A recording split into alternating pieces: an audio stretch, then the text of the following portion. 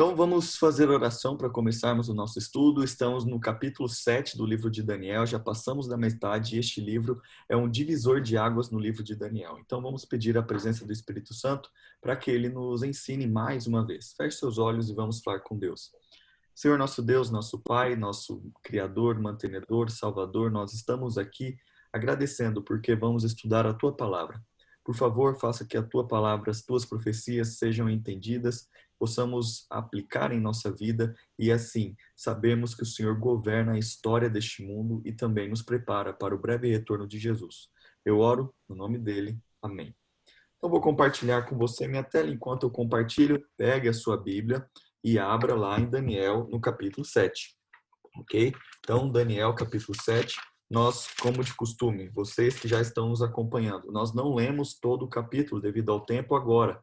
Então, aqueles que estão ao vivo, olhem tudo que nós vamos estudar e aí depois vocês podem pegar a gravação ou o material de apoio e aí vocês vão poder estudar de uma maneira mais particular e pessoal. Se você estiver olhando ali no YouTube a gravação, você pode pausar agora e aí você coloca pausa, leia o capítulo 7 e aí continua o estudo, ok? Então, o capítulo 7 é um capítulo muito interessante e eu já vou começar a dar algumas informações sobre ele. Só deixa eu fazer um último ajuste. Então, aqui vamos nós. Então, nós percebemos que o título desse estudo é Do Mar Tempestuoso às Nuvens do Céu. Então, nós percebemos que o livro o capítulo 7 de Daniel é o centro do livro. Ali nós temos 12 capítulos, então o capítulo 6 e o capítulo 7 nós percebemos que está ao centro ali, que existe uma mudança. Então, ocorrem algumas mudanças agora. Ocorre uma mudança no estilo concreto para o simbólico, ou seja, nós estávamos estudando as histórias do livro de Daniel. Ou seja, nós estudamos ali sobre Daniel, acabamos de estudar sobre Daniel na cova dos leões, a destruição de Babilônia, também o que aconteceu ali com Daniel, com os amigos de Daniel na fornalha ardente. Nós vimos também a vinda deles para a Babilônia, vimos o que aconteceu com o rei Nabucodonosor, também o sonho de Nabucodonosor, que tem uma parte profética. Só que agora ocorre uma mudança profunda. Agora nós vamos começar a ver coisas simbólicas. Não é mais coisas concretas. Vamos ver coisas simbólicas para entendermos uma verdade divina, ok? Que nós conhecemos como profecia. E também essa é uma outra mudança que ocorre. Nós agora vamos mudar da parte histórica para a parte profética. Então, a partir do capítulo 7, nós só vamos ver profecia, ok? Não vamos ver a história no tempo de Daniel. Nós vamos ver profecia. Claro, essas profecias podem envolver tanto o tempo de Daniel, também como o nosso tempo. E nós vamos verificar isso. E também ocorre uma mudança muito significativa da língua, do idioma aramaico para o hebraico, ok? Então, até o capítulo 6, o livro havia sido escrito em aramaico. A partir do capítulo 7, e agora está em hebraico. Então, este capítulo é muito importante e é um divisor de águas do nosso estudo. Então, você precisa prestar bastante atenção. Então, aqui no capítulo 7, nós vemos ali 4 aspectos bem interessantes aqui neste capítulo. Então, você que já leu ou vai ler depois, nós vemos aqui que ocorre uma escuridão e também existem muitas águas. Nós vemos no começo do capítulo. Ele fala que foi levado em visão e ali ele já estava a terra estava escura e tinha muita água. Isso lembra a criação. Ou seja, nós percebemos que a terra, nessa visão, estava toda distorcida. E que remete a uma criação distorcida, ou seja, é o contrário da criação de Deus. Também aparecem alguns animais impuros, que nós vamos ver estes animais. Aparecem alguns animais impuros, animais híbridos. Também nós percebemos que é uma violação da ordem criada por Deus, que ele criou alguns tipos de animais e aí aparecem estes animais distorcidos. Ou seja, parece que essa visão está trazendo algo contra a criação de Deus, ok? Eu não vou ler devido ao tempo, mas aqui você pode pausar o vídeo agora, se você estiver acompanhando, e leia para você entender. Nós que estamos ao vivo, eu vou explicar no decorrer do nosso estudo. Também, na visão dele, ele fala que foi levado em visão em uma noite, e parece que o domínio de Deus foi tirado. Parece que essas criaturas que aparecem ali, o que nós vamos ver, parece que tiraram o poder de Deus, o domínio de Deus sobre a terra. E no final da visão, o domínio é recuperado pelo Filho do Homem, por Jesus, ok? Então nós percebemos que a visão começa meio tensa, meio escura, meio turbulenta, e aí aparecem alguns animais, alguns monstros aparentemente. Parece que eles tiraram o poder de Deus e agora vem o Filho de Deus, Jesus, que é Deus, e vem e toma o domínio de novo. Ou seja, nós vimos no primeiro estudo, o estudo introdutório, nós percebemos que a profecia iria se repetir e a profecia iria se expandir. Ou seja, esta profecia tem por base a profecia lá do capítulo 2 de Daniel, da estátua de Nabucodonosor. Então, sempre que formos interpretar estas profecias a partir do capítulo 7, vamos tomar por base a mesma sequência do capítulo 2. Beleza? Então, quais são estes animais que eu acabei mencionando para vocês? Então, nós vamos ver estes 4 animais que eles correspondem a uma parte da estátua de Nabucodonosor, ok? Então, nós vemos no verso 4, olha o que está escrito aí na sua Bíblia, no verso 4. A primeira besta era como um leão com asas de águia.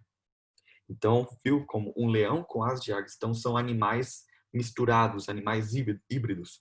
Enquanto observava, suas asas foram arrancadas e ela ficou em pé no chão, sobre as duas partes. Suas asas foram lançadas, arrancadas, e ela ficou em pé no chão sobre as duas patas traseiras, como um ser humano, e lhe foi dada mente humana. Então, nós percebemos que este animal, como era um leão, que era a primeira parte ali da estátua de Nabucodonosor? Era a cabeça de ouro. Então, este leão representa também o Império Babilônico. Então, nós percebemos que o leão é uma boa representação para o Império Babilônico. Existiam também ali nas construções, nos prédios luxuosos da Babilônia, existiam algumas inscrições e desenhos de leões nas paredes. Então, o leão é muito apropriado. E aqui nós percebemos que este Império Babilônico foi muito forte, ok? Foi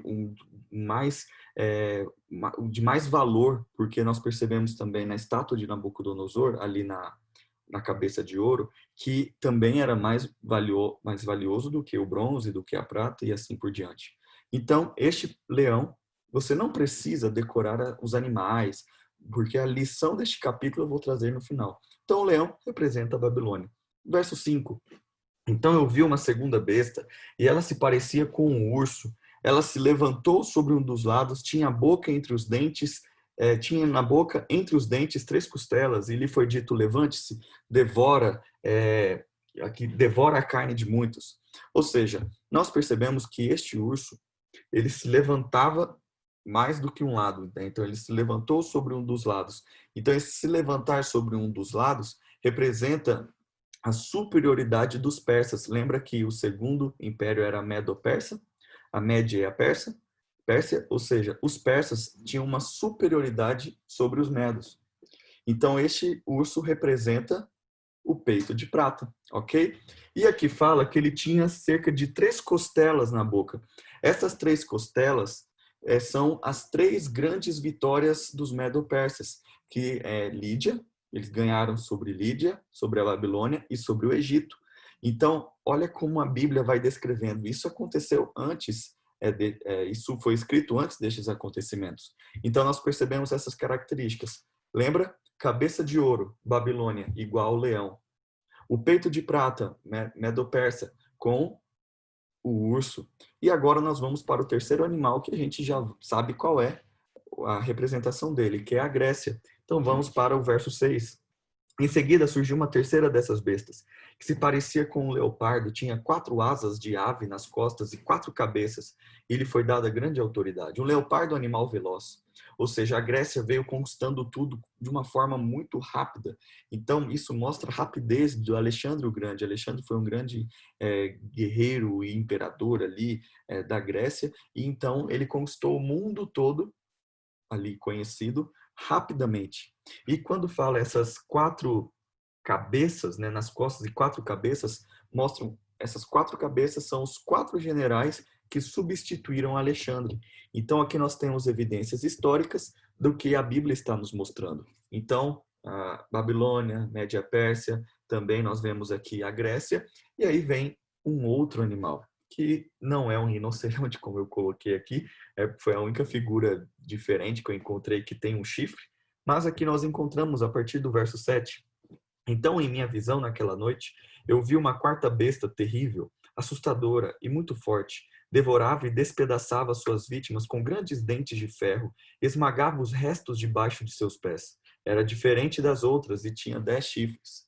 Então, você percebe? Chifre era um animal terrível, espantoso, um negócio assim, muito assustador. E fala que tem 10 chifres.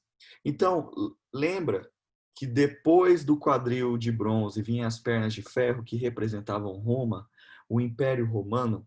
E lembra que na estátua de Nabucodonosor, no capítulo 2, após as pernas de ferro, apareciam ali os pés de barro e ferro. Quantos dedos tinha a estátua? Tinha ali 10, ok? Então, 10 chifres. Olha que interessante. 10 chifres. Ele fala que enquanto eu olhava para os chifres, de repente apareceu um no meio deles, um chifre pequeno. Então tinha 10 chifres e apareceu um chifre pequeno. E 3 dos chifres maiores foram arrancados, ou seja, tinha 10, 3 foram arrancados. E dentro desses 3 surgiu um chifre pequeno. E tinha olhos como de homem, uma boca que falava com arrogância. Enquanto eu observava, foram colocados alguns tronos e o ancião se sentou para julgar. E aqui nós vamos ver uma cena de julgamento. Então, vamos recapitular. Daniel teve uma visão. Ele viu um animal que representa a Babilônia. Ele viu um outro animal que representa a Medo-Persa. Também nós vimos outro animal. Ele viu outro animal que representa a Grécia. Aí vem um outro animal e representa Roma. Lembra a sequência de Nabucodonosor? Capítulo 2. Então aqui nós estamos vendo, antes do acontecimento, nós estamos vendo os fatos e os reinos históricos, ou seja, Deus está no domínio. Ok? Deus está no domínio deste mundo. Mas nós devemos entender, a profecia está se repetindo de uma maneira diferente, só que expandindo o conhecimento. Então agora, ele não está apenas mostrando todos os reinos. Ele está mostrando um aspecto muito importante sobre o julgamento de Deus. Aqui ele fala que enquanto eu observava, foram colocados tronos e alguns tronos, e Deus começou a julgar, ok? Então aqui nós temos uma cena de julgamento. Então aqui fala que este pequeno chifre, né, governou, conquistou, pisoteou o mundo, perseguiu as pessoas. Então nós percebemos que ao nos aproximarmos do fim da história deste mundo, as profecias registradas por Daniel exigem na nossa especial atenção, uma vez que elas se relacionam com o próprio tempo em que estamos vivendo. Então, nós chegamos até esta parte aqui que aparece este chifre pequeno. Vimos os 4 animais. Alguma dúvida até aqui? Se você tiver alguma dúvida, você pode mandar aqui no WhatsApp para mim. Você pode também colocar aí no Zoom. Você pode colocar nos comentários do YouTube, porque eu entro em contato com você, ok? Então, nós vimos estes 4 animais. Não precisa tomar tempo para decorar cada animal, mas sim saiba que estes animais representam os reinos, ok? Então agora nós percebemos que apareceu um chifre pequeno neste quarto animal. Então este chifre pequeno tem algumas características, é o que nós vamos ver. Então este chifre pequeno emerge da entidade representada pelos animais, pelo quarto animal, que é Roma. Nós vimos que é Roma. O chifre prolonga ou perpetua algumas características da Roma pagã. Ou seja, nós vamos confirmar que este chifre surgiu de Roma, ele veio também de Roma por algumas características. Ali nos versos 7 e 8, nós vimos que na profecia estava escrito que este chifre pequeno surgiria após o leopardo. Ele surgiu depois do leopardo. Ele também surgiria entre os 10 chifres. E sabe o que aconteceu?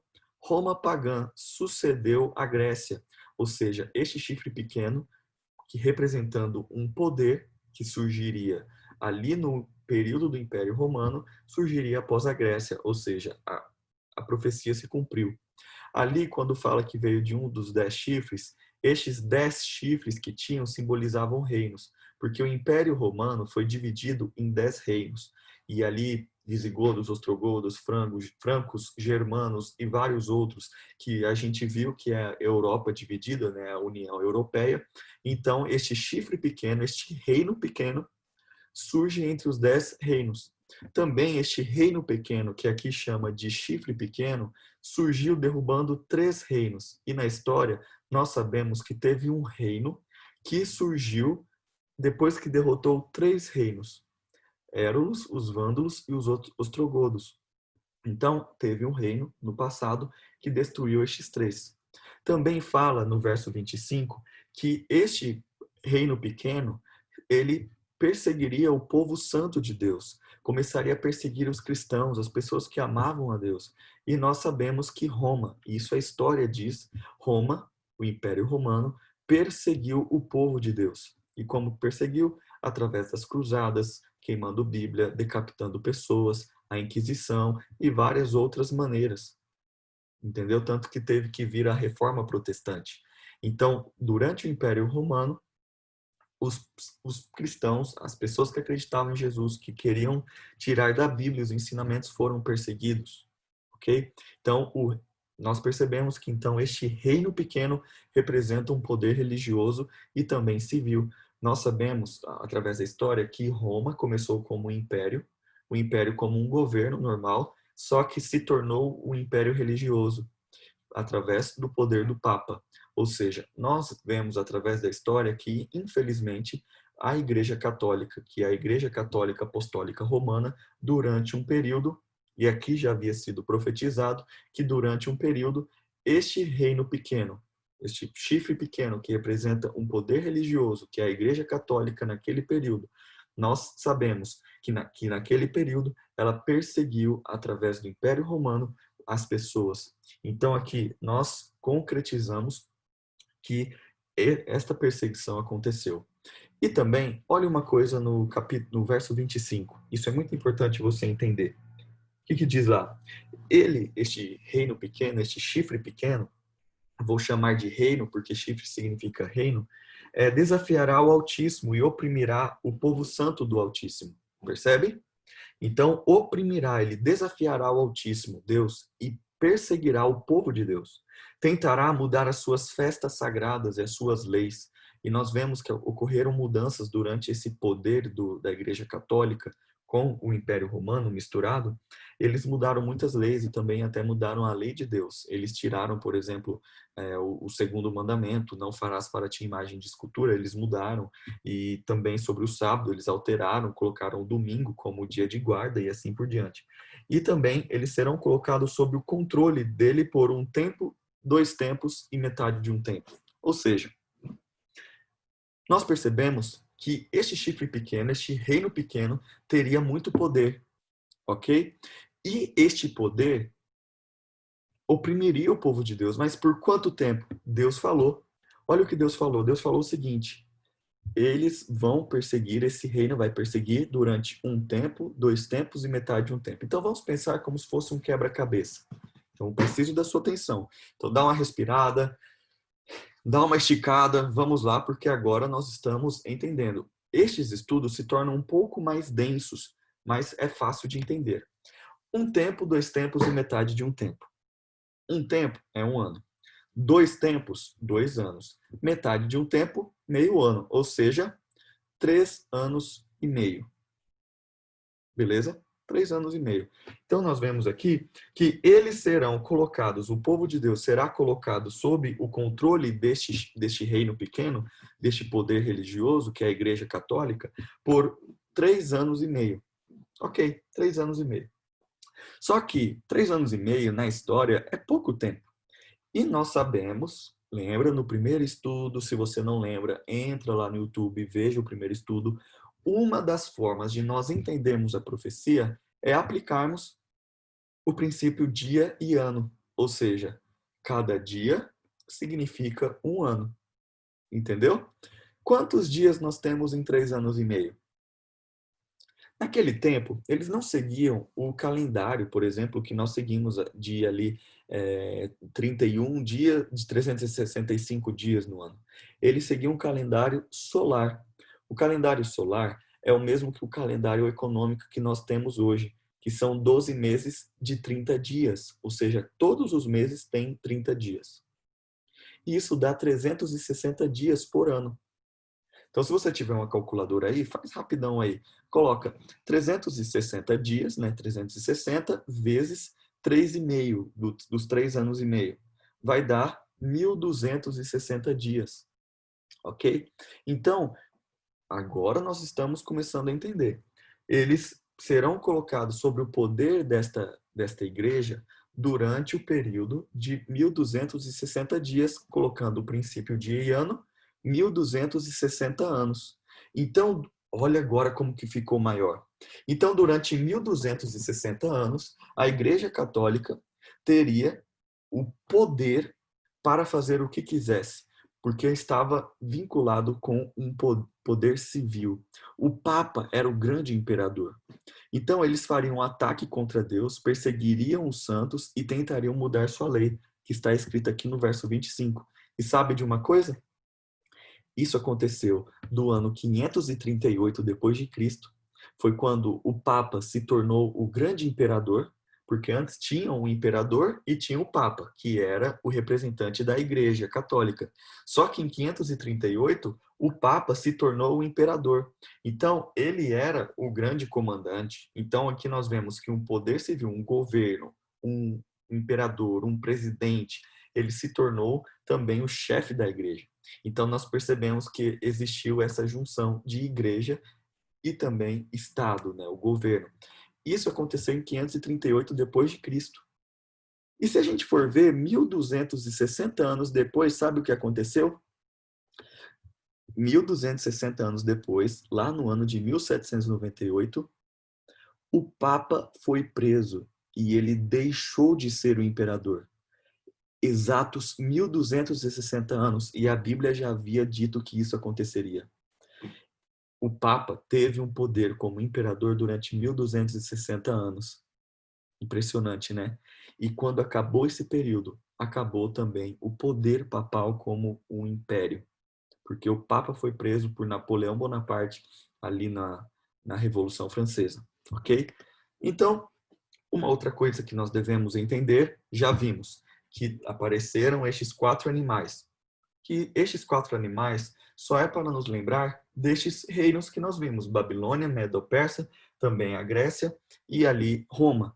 E este chifre pequeno nos mostra que Roma teve um poder religioso, ok?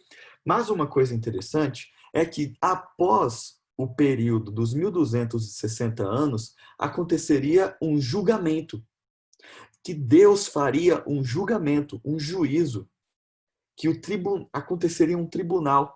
E nós percebemos isso tanto no capítulo 7 como no capítulo 8. Porque nós vemos testemunhas, nós vemos julgamento no verso 10, no capítulo 8, vítimas, agressor, tribunal, registros, o reclamante, o veredito. Ou seja, nós vemos nestes 2 capítulos que após estes 1.260 anos aconteceria um julgamento. Então, é isso que você precisa gravar. Você não precisa gravar agora. Claro, é importante para o seu conhecimento você saber cada animal, mas você tem que saber uma coisa. Surgiu um poder religioso. Durante 1.260 anos ele governou. Grava isso na sua cabeça.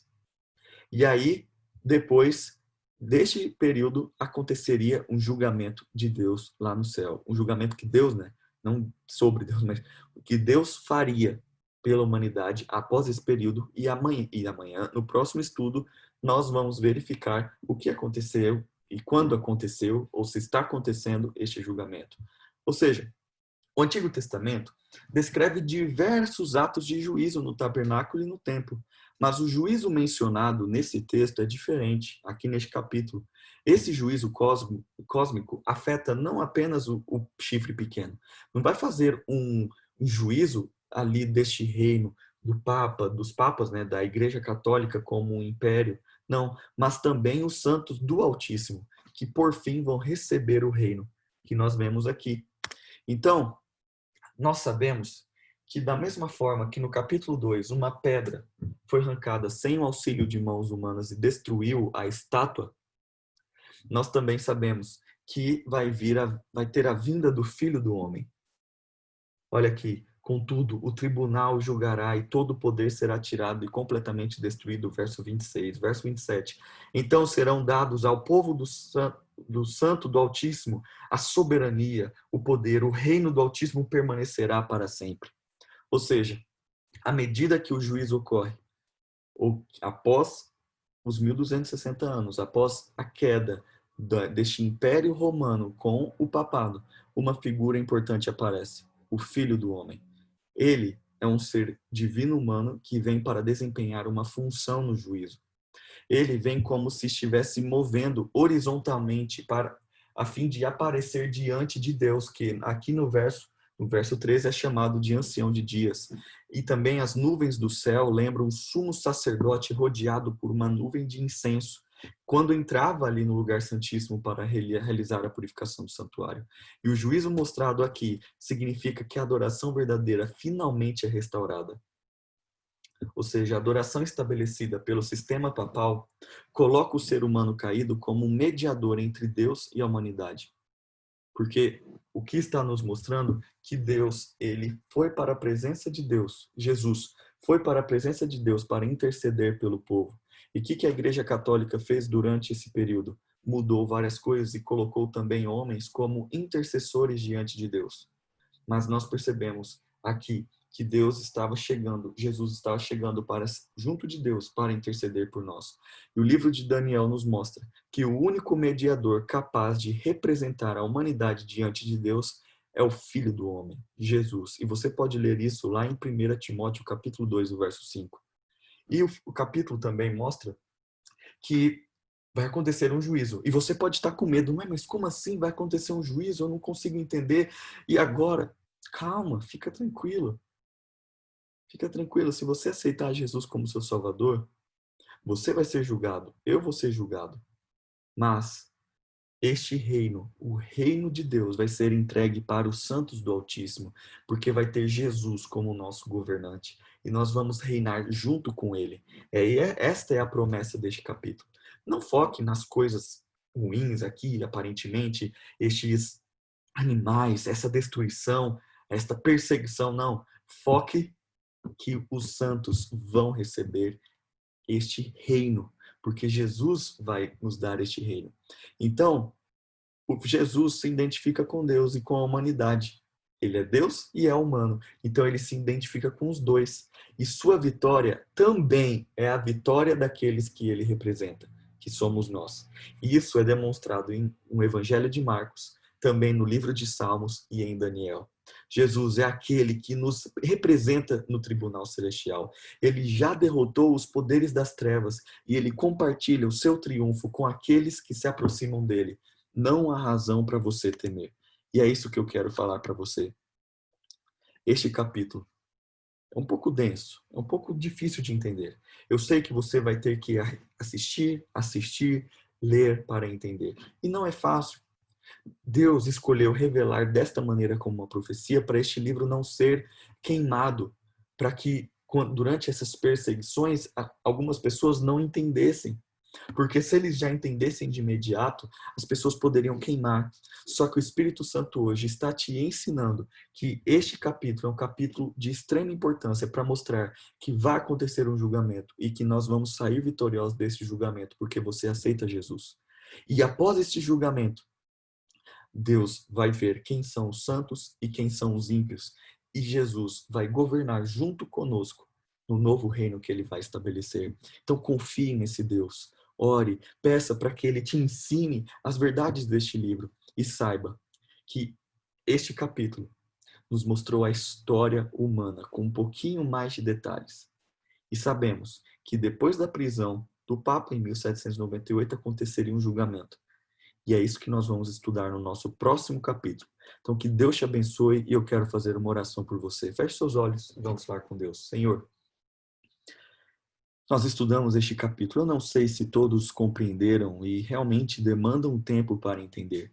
Por isso, eu peço que cada um se submeta a Ti, para que o Senhor ensine, para que eles revisem o estudo de hoje, utilizem o material de apoio, anotem, vejam versos e que eles possam entender que este capítulo nos mostra a história do mundo, mas principalmente nos mostra a vitória de Jesus Cristo sobre o pecado e sobre estes reinos, que não passam de reinos terrenos, reinos rápidos e reinos de pessoas pecadoras. Que o Senhor abençoe a cada um, que eles possam entender as verdades eternas deste livro. Em nome de Jesus. Amém. Amém.